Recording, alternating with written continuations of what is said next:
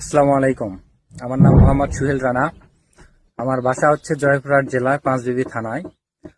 গ্রামের নাম হচ্ছে রায়গ্রাম।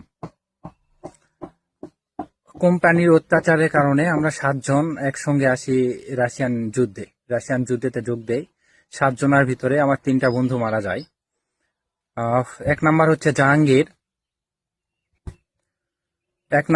জাহাঙ্গীর। জাহাঙ্গীরের বাসা হচ্ছে কিশোরগঞ্জ। সে মারা যায় হচ্ছে 18 তারিখে। আর একজন হচ্ছে সুরুজ কাজী। নাম হচ্ছে নাম সুরুজ কাজী, বাসা হচ্ছে মাদারীপুর। সে মারা যায় 13 তারিখে। আর একজন হচ্ছে ইউসুফ মজুমদার, বাসা হচ্ছে কুমিল্লাতে।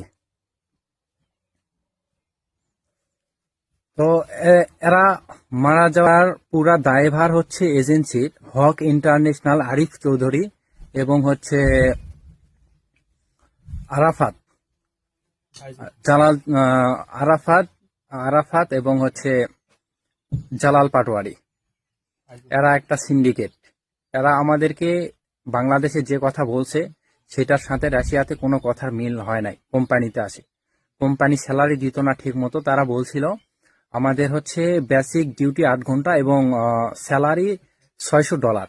কিন্তু এখানে $600 প্রথমে বলছিল। তারপরে যেদিন ফ্লাইট হবে তার একদিন আগে আমাদের হাতে কাগজপাতি দেওয়া হয় এবং আমাদের ভিডিও করে নেওয়া হয়।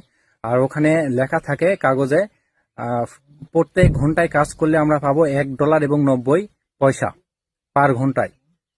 এ কথা ওরা আগে আমাদেরকে কখনো বলে নাই। যেদিন ফ্লাইট হবে তার একদিন আগে ওরা আমাদেরকে বলছিল। সব টাকা পয়সা নেওয়ার পরে তো তখন তো আর করার কিছু থাকে না।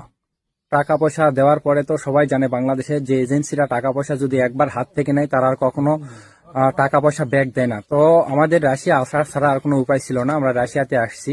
আসে কোম্পানির অবস্থা খুব খারাপ। কোম্পানি ঠিক মতো স্যালারি দিত না।